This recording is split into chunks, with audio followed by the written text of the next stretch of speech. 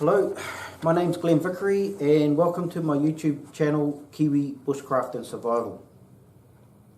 Today we're going to start the first series of self-defense, and the type of self-defense that I normally teach is realistic self-defense. Okay, so it's focused towards anybody.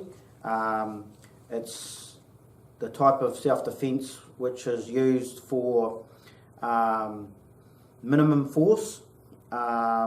It's also which is focused around police enforcement, security industry, defence force, corrections officers, and things like that.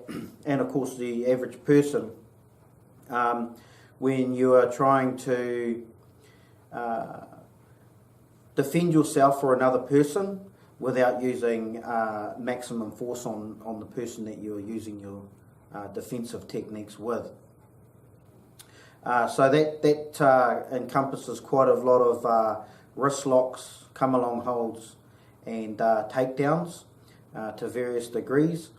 The other stuff that I teach as well can go as far as minimum force right up to maximum force, okay, to the point where it's lethal. So, but the thing is with my type of techniques, you can go from minimum to max or max to min, and in between at any stage you want to take it. So some of the techniques that I teach as well sort of flow into unarmed combat. But so it's quite a wide area. Some areas will go into ground fighting, but mainly the basics of ground fighting. And I like to keep things basic so that it doesn't get too complicated for people. Okay, so what I normally do is when I'm training or teaching people, I cover a few rules initially, just so that we can everything will run a lot smoother. So I'll cover some of those now. Okay, so the first thing is health and safety brief. Okay, if you're taking your own training, this should normally be given prior to every training, or at least be put up on the wall so that individuals can read it, but they should be taken through it initially before their first training. Okay, number one, we want to wash our hands before arrival, or bring a full water bottle to each training session. Okay, so we wash our hands for hygiene reasons, and the other thing is we want to bring water so that we're hydrated. Okay, number two, listen to all instructions given to you by the training instructor. Okay, so it speaks for itself. Listen to what you're told to do. Number three, at any given time, if you're told to stop, make sure you stop what you're doing immediately. Number four, when training with a training partner, please ensure that you do not try and fight the techniques when you are a beginner. Okay, so what I mean there is if you're a beginner or if you're a beginner, don't fight the techniques that somebody's trying to teach you. Okay.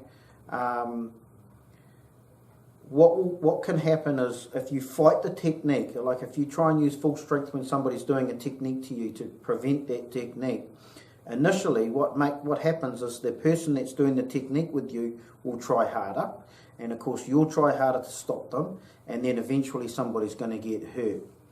Now, we do the techniques with full strength, but we don't start getting into full strength until you know the technique properly. Okay, and both people that are training know what they're doing. Okay, so it's a preventative measure. All right. Okay, so fighting the techniques will only make it harder for you and your partner to learn the techniques properly. Unnecessary resistance of force can lead to your partner reacting with the use of more force, and then an injury may occur. As your partner becomes more efficient with the techniques, they can ask you to gradually increase the resistance or force to better improve their techniques. Okay, so hopefully that makes that's clear. All right. Number 5, tapping out. Okay, tapping out is required when you get in a position where you can't move anymore, or somebody's using force on you and it's going to cause an injury, or it's causing too much pain. You need to tap out. So when we say tap out, it means if somebody's doing a technique to you and you can tap your own body, just tap your own body so they hear that tapping noise and they'll stop either the technique, or they'll stop increasing the amount of force that they're doing the technique with. Another way is to tap the other person, okay? Tap them on their leg or their shoulder or their hand or wherever. Just tap their body 3 times or a couple of times, okay? So that they're aware that to stop the technique or to decrease the amount of force that they're putting into the technique. And the third way is obviously, is to tap the floor, okay? You can tap the floor or something, all right? Just tap the floor or whatever it is that you can tap on to let them know. And obviously the last one is verbally telling them, okay, yeah, just tell them to stop, okay? Or just yeah, as in hold it there, don't increase the force anymore. And so with those, you can use a combination of those to make sure that you're getting the point across to your partner. And of course, your partner is looking out for your health and safety and looking out for you as well. So they're not intentionally going to try and injure you or hurt you. Okay, so because remember, we're only training. We're training for the real thing. We don't want to injure ourselves or injure our partner. Otherwise, it can put them out of action for months, if not years. Okay, and we don't want that for ourselves or our partner. So we need to look after each other. Now, if you do have to tap out, don't. Some people don't tap out, and then they get injured. They get a serious injury from it, a broken bone or dislocated bone or something like that. They get seriously injured, and it's an ego thing. They just don't want to tap out because they don't want to lose or something like that. You have to get past that ego and just tap out, okay, and then take it as a learning lesson that you got caught or you got into a position where the other opponent was beating you, and congratulate them. Say, well done, you got me there, and learn from it. Learn from the fact that you got caught, and try not to get caught in that same position or again. So another thing you can do is ask the partner, how did he get you into that technique, or what did he do, how did he do it, so you can learn from it. So you come out of it with some knowledge of learning rather than come out of it with an injury. Okay.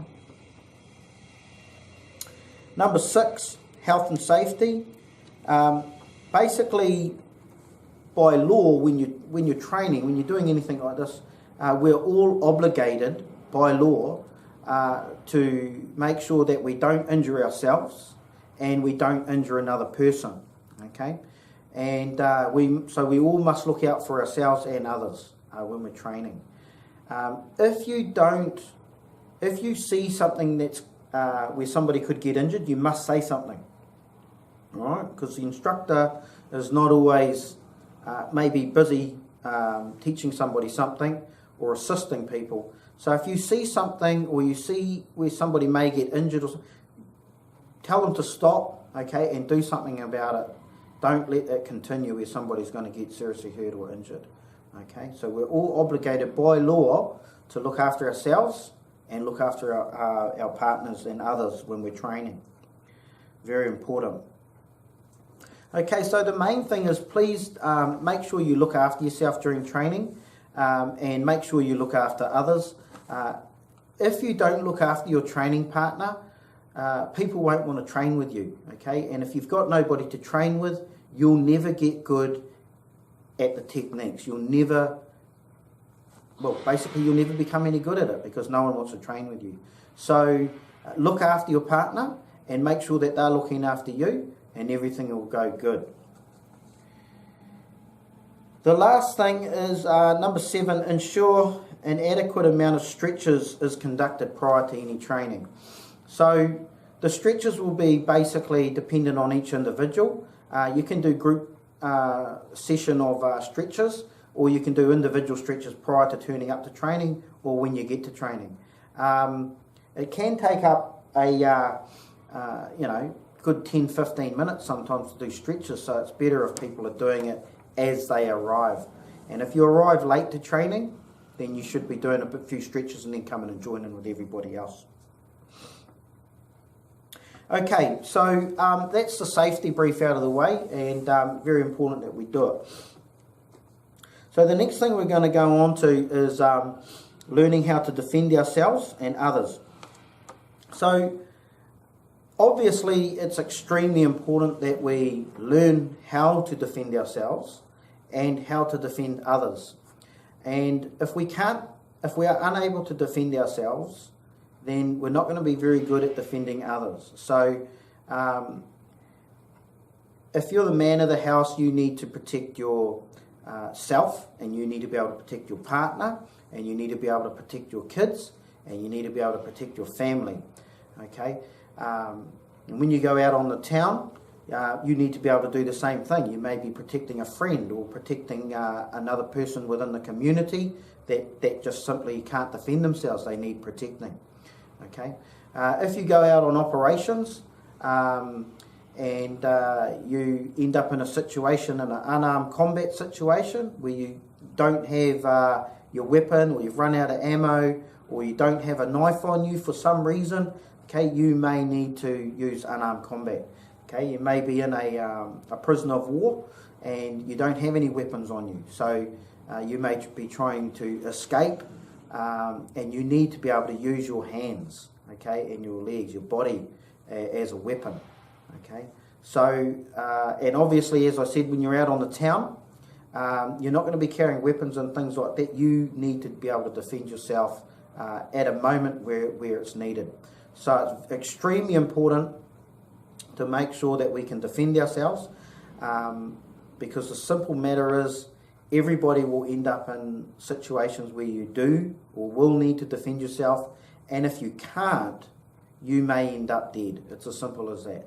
Okay, if you don't end up dead, second best thing is, well, not good, but you might end up a vegetable in the hospital, your head caved in, okay, anything like that. So it's not nice. You need to be able to defend yourself, all right?